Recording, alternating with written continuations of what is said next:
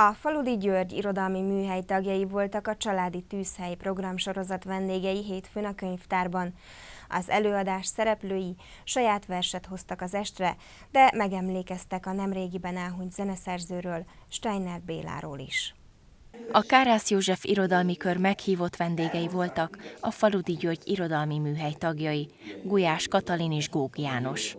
A két fellépő saját szerzeményeivel szórakoztatta a nagy érdeműt. A két irodalmi kör már évek óta jó kapcsolatot ápol, és ennek köszönhetően jött létre a Vallomások nevezetű felolvasóest. A vallomás sok gyűjtőnév sok mindent akar. Egyrészt az, hogy a megítélésünk szerint a költészet az mindig egy önvallomás, hiszen olyan dolgokat árul el magáról a költő, amit egyébként nem tenne meg.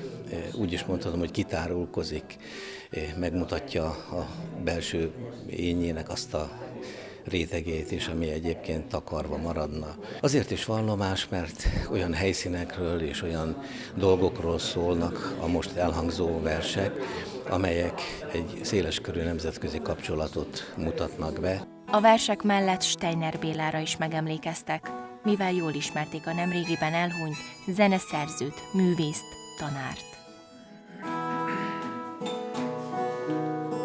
A töltség vizén